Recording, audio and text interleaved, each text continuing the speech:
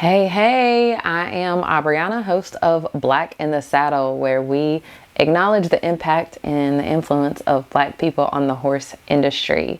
In this episode, we're going to be talking about something that has kind of been a little bit of a trend over the past few episodes, but we need to talk about the future of our industry and the future of what work looks like in our industry, especially under this current administration. I'm talking about anything from trades to post-secondary education.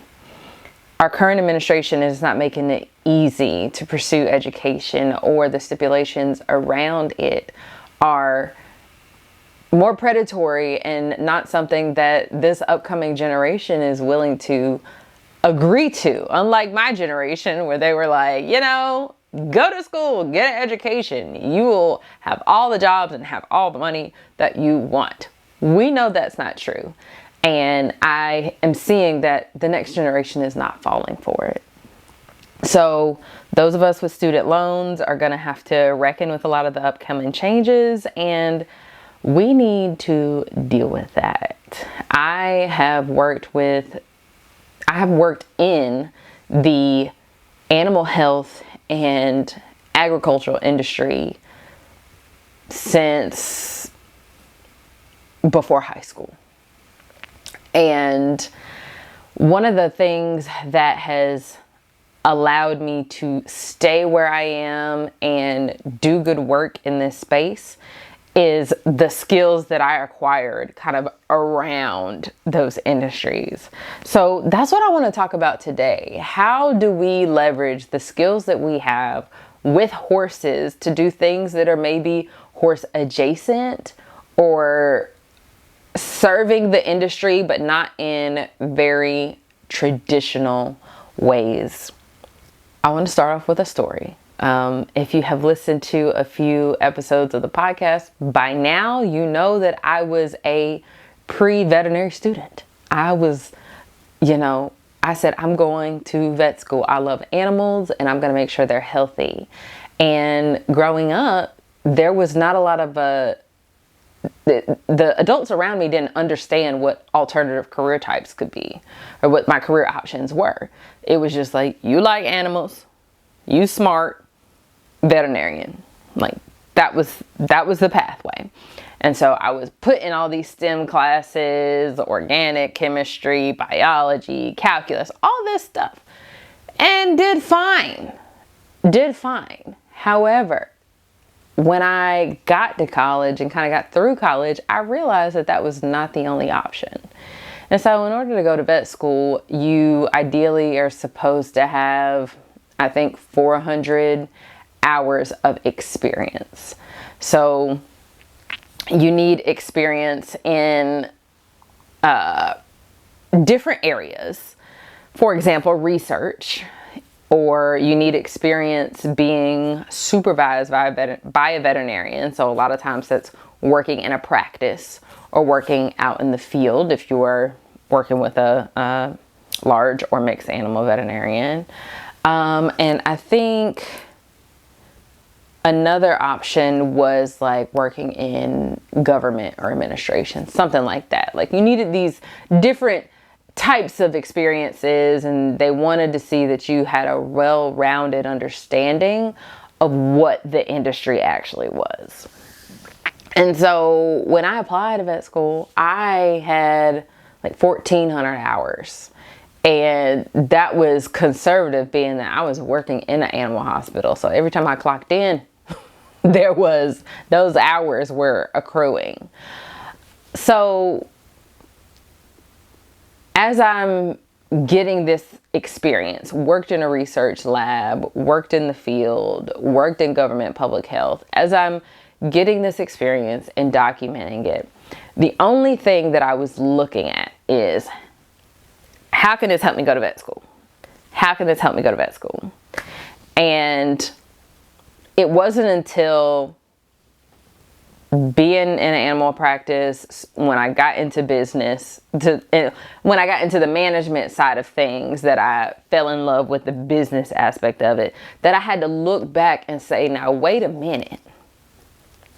What are some of the things that I have learned that can take me into something different? What are some of the things that I have learned that I can apply to this industry, but it's not exactly this? And I feel like with how things are going right now, that is what we need to keep in the minds of our youth, or even people my age in their 30s, having to figure out or pivot or think about, how can I support this passion that I love? What do I need to do to keep myself into horses? I've seen a lot of people get out of horses and have to get back in it. It's reality, and nobody should be shamed for doing what they need to do what they want to do. We haven't even touched on, going into a trade, like choosing a trade versus choosing like post-secondary education, or doing both at the same time. There are so many options out there, and I just want to make sure that we are positioning the possibilities in the horse industry as things that you can, or skills that you can acquire from other places applied to the industry that you're passionate about. And so I know many of us know horse people who have jobs that are not related to horses, because that is where the money is, or that's where the money comes from, that allows them to pay for those jobs, or to pay for those horses. So asking yourself, what are these things? What are these careers that allow you to have enough disposable income to support your horse dreams? And I'm going to be bringing on some guests to talk about some of those careers. Now, I'm going to pause for just a moment to talk about opportunities to be a guest on the podcast. I've mentioned this, I think, in the very first episode coming back, but I am wanting to hear from my people. All right. As of this week, I am accepting guests onto the podcast. Again, there is a form you can fill out on the website. If you just go to the home page, scroll down, I think it says tell your story. Click the button there and you can fill out our guest application form, and then fill it out to the best of your ability. And honestly, tell me like what about your story is something that people can learn from, or that you feel like they should remember. And once I review the applications, I'll send a scheduling link and we can get on the calendar, and it'll be over Zoom, but we will record our episode and I'll send you a link telling you when it's going to go live. So I just wanted to pause right there and say podcast guests are being accepted for this next season, which should end kind of around December. So now that we got that out of the way, what inspired me to talk about this was seeing content, because I'm trying to post more on TikTok now. I am on TikTok now, and I'm seeing, kids trying to go to college, and with the passing of the big beautiful bill, it has done a lot of things, but amongst it has changed the student loan structure and the funding structure. And then after that, I was sent a post about the cost to get into veterinary school, and how it is going to be more difficult for a lot of students to pursue post-secondary education or these professional degrees because of the limitations to funding sources. And as someone who spent, most of their life thinking that they were going to be this one profession, and having to pivot and just continuously pivoting based on the skills that I have collected, like infinity stones, I just wanted to share a little bit about that and what some of the changes are, and how you can still be in the horse industry and choose pathways that make sense for you if pursuing a degree does not make sense right now, or spending money to go to trade school does not make sense right now. I get it. I completely get it. And I also want to say that I speak about vet school a lot because that's what I grew up in. And that was my connection to horses. And that's the lens that I look through for a lot of horse conversations, when we're looking at their health and safety and management and opportunities to work with them. That's just my lens, but you can apply this to literally anything that you are interested in. I'm also bringing this up because when I hosted the webinar for collegiate equestrian athletes, there were parents on there asking about how their kid can pursue this in college and pursue this sport at a higher level. They were just trying to understand the process. And, the coaches gave a lot of good insight, but also if your kid can't manage to get to this post-secondary education, if they're not going to college, that's not the conversation anymore, right? A lot of kids go into sports, AAU, club tennis and swimming and all these things for the opportunity to do that at a collegiate level, or to get scholarships to go to school to do these things. And parents are interested in learning not only how can my kid do this thing that they're passionate about, but how can they set themselves up for life so that they do the activity but also get a degree. That was a lot of the questioning and the interest coming out of that conversation. So this episode is meant to also give some perspective to those parents as well, to say, you know what, your kid can go to school for journalism and become a agricultural journalist, or go into PR, or go into writing, or go into travel journalism. Like, there's so many different things that are available to these kids. I don't necessarily believe that you need to only be going for,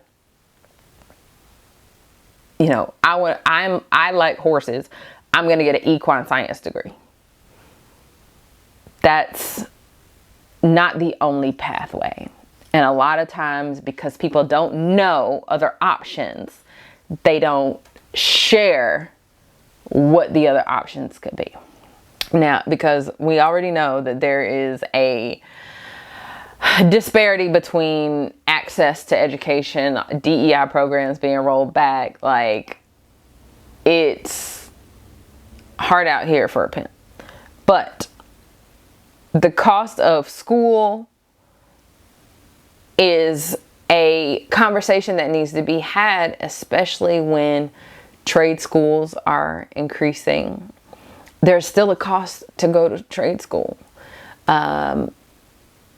Encouraging kids, like, one of the things that I really enjoy seeing is the summer camps and these immersion programs where the kids are actually being able to do things or talk to professionals in the industry, because that sets a system up where they are more inclined to do things like apprenticeships or on-the-job training versus getting into some of these financially constraining agreements, and just for the sake of working with horses, or just for the sake of working with animals. There's so many careers, and that kind of came up also just with the 85 episodes that I've already, or the 85 interviews that I've already done. There's so many different career types that didn't necessarily go through school or didn't necessarily go through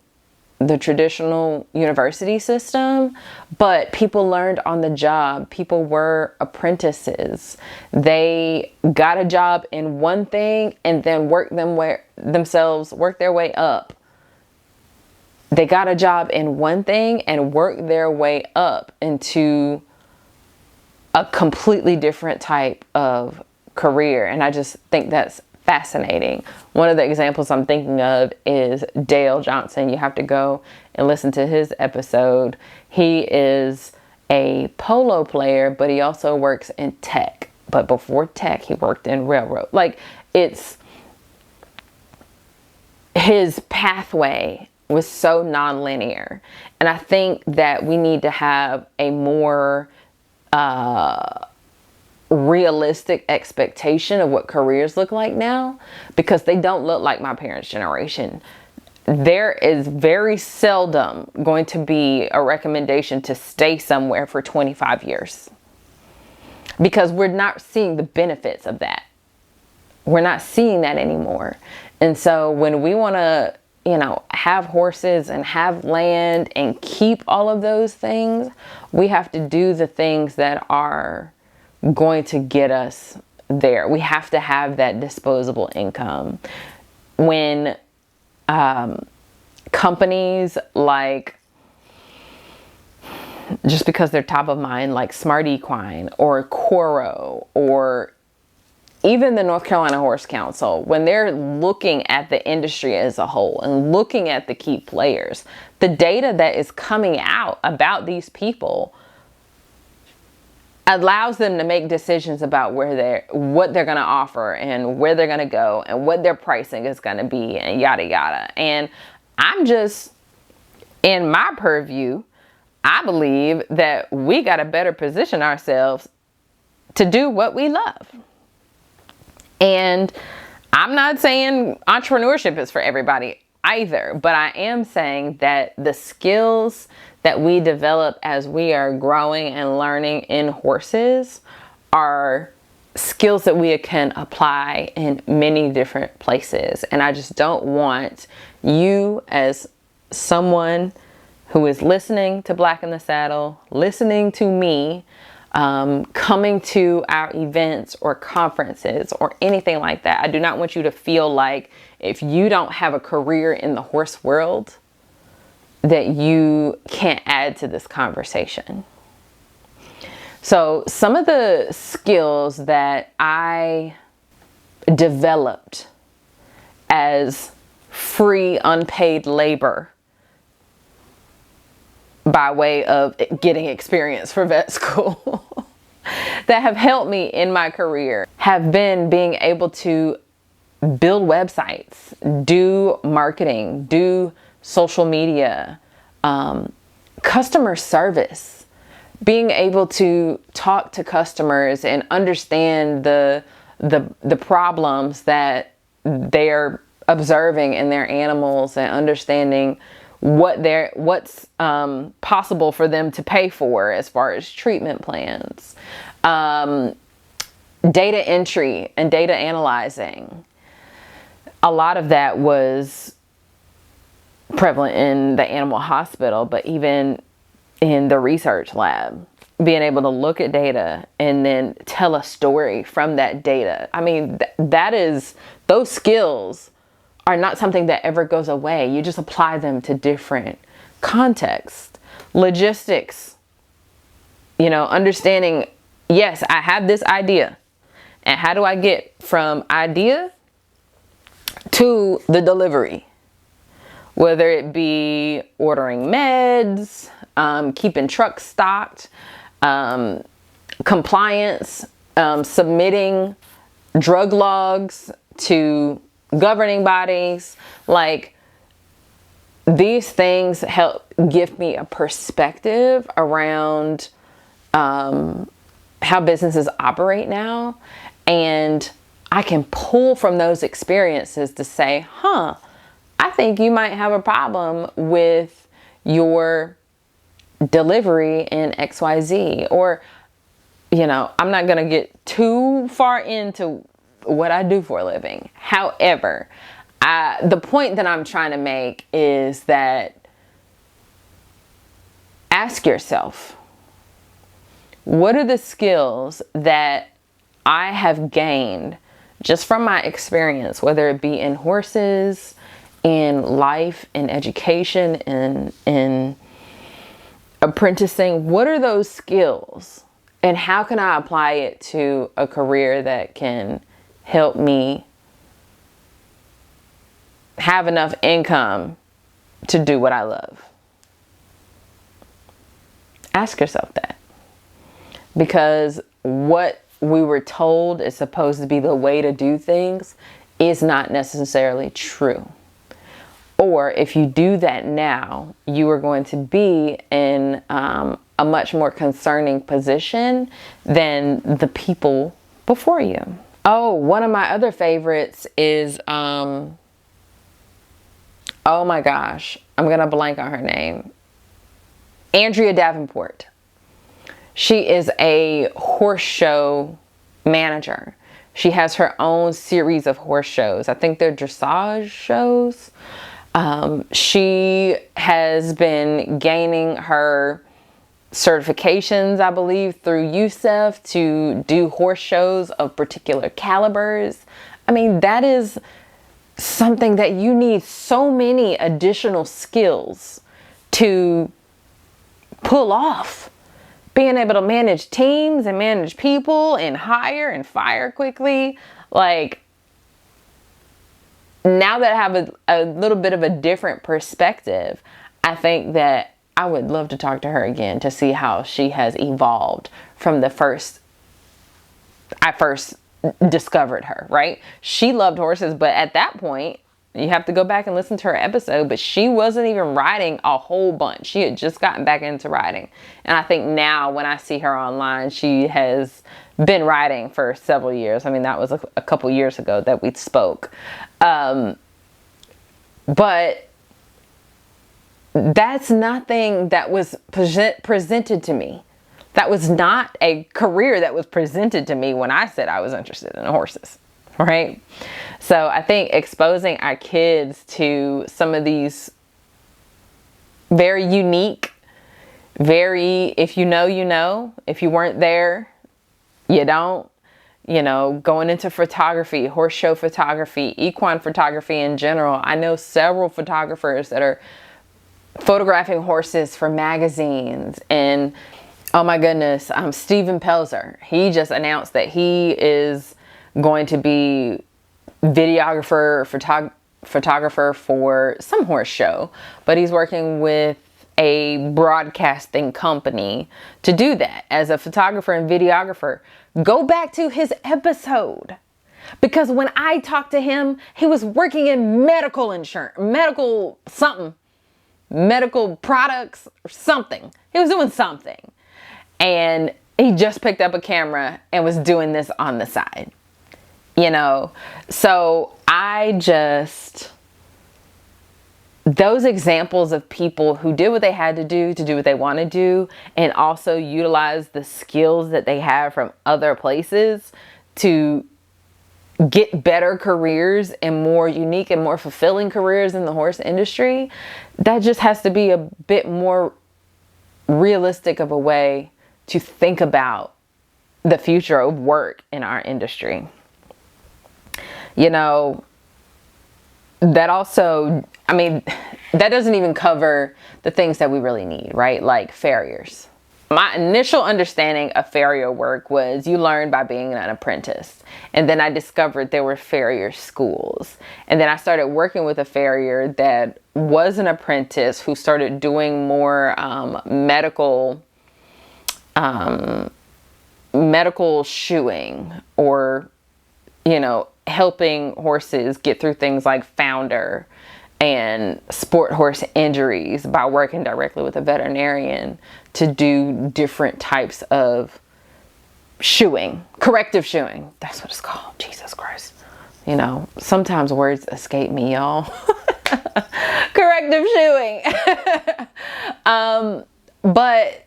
But that pathway and being known for something and finding something that you like in unconventional ways. I mean, we are to the point where you can live as many lives as you want.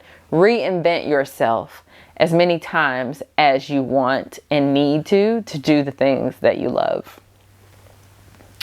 I also just want to emphasize that no one can validate the path that you are on. You know, being in horses is not easy.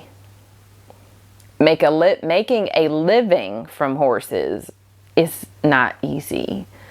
Making a living elsewhere and spending it on horses, it's not easy. None of this is easy. And I don't think we came here because it was easy. We came here because we loved who we become. We love who we have become because of the horses and because of the work and our ability to push ourselves farther because we have goals with the horses, or because of the community around the horses, or because of just the sheer curiosity and wanting to experience all sorts of things with the horses.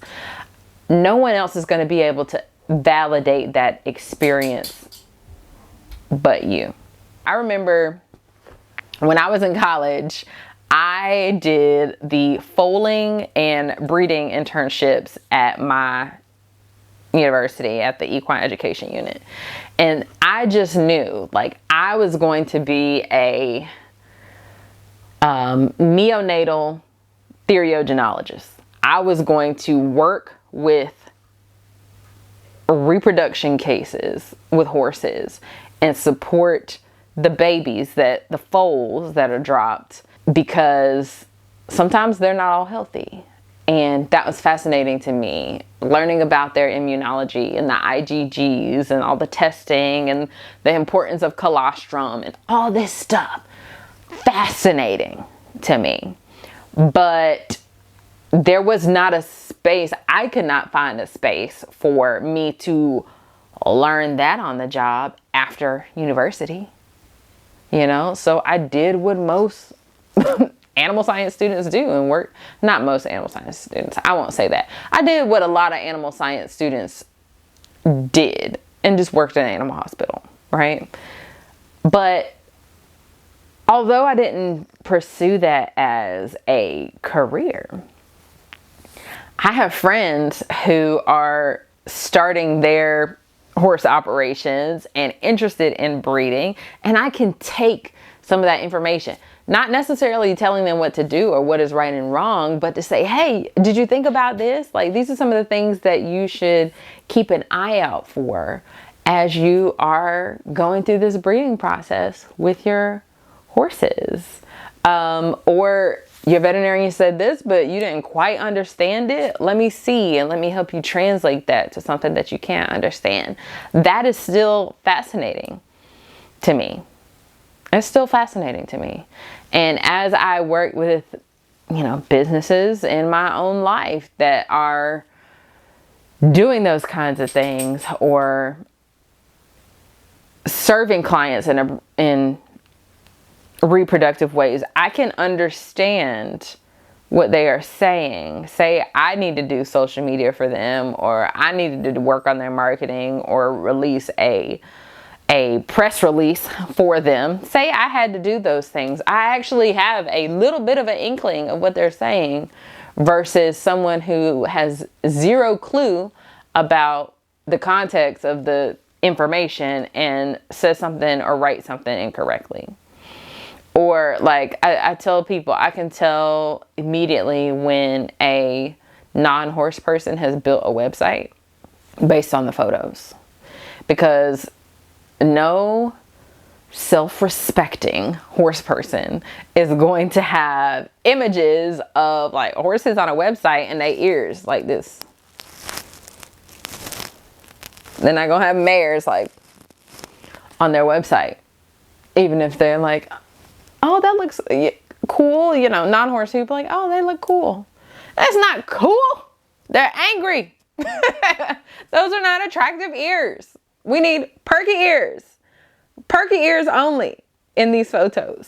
That is the discernment that I can only have based on my experience, right? So as you are going into, you know, just life and enjoying life and experimenting and seeing where your passions call you, don't forget that you are learning so much more than you could ever imagine. You know, I know I've been, you know, peeping around the landscape, and I've seen a lot of like working students and people being assistant trainers, things like that. Don't just confine your learning to what you're learning with the horse. You can take that with you. You always need that. You always need that. But what are some of the other things that you are learning? How are they interacting with their clients? How are they communicating the value of the animal? How are they managing international sales and communications? How are they managing shipping horses from elsewhere or within the US? How are they managing their biosecurity? What kind of SOPs are in place, standard operating procedures or rules and guidelines are in place to make the farm run successfully? Or what's not in place? And how can you figure out what would make it work better? Thinking a little bit differently about what it is that you are learning in those spaces is going to carry you so much farther than I came here for this one thing and I'm gonna learn this one thing. So that is what I wanted to share with you today. You know, we are dealing with a much larger level of uncertainty in our lives at this point. More uncertainty than I've ever experienced, you know, in my generation. I know that based on the data for this podcast, I have a lot of women listening from ages 25 to 45. So I fall right in the middle of that. So this may be something that is, you know, way past a level of interest for some of you and super interesting to others of you. And that's okay. And that's okay. I just didn't have somebody to tell me this when I was growing up. And the people around me, my parents, my educators, they operated the best they could. They advised me the best they could. So I'm just sharing what I know now, and some of the things that I feel like would have helped me be more intentional about my pathway and to save money and learn on the job, get on the job training. Or, you know, I save money now just by my farrier taught me how to trim my own horses, because I only have one horse and a mini, and she was like, baby girl, when we first started, I was a beginner. Now I'm coveted. I'm not coming out for one horse and a mini. All right. And that's valid. I appreciated her honesty. And she was a woman. So I'm like, hell yeah, girl. So she taught me. She was like, if you're in a pickle, you need to learn, you need to know how to do this. And and still to this day, I just saw her in April for my annual like reset trim. And she gave me one of her old rasps. And I was like, look, too dull for me, perfect for you. Use it.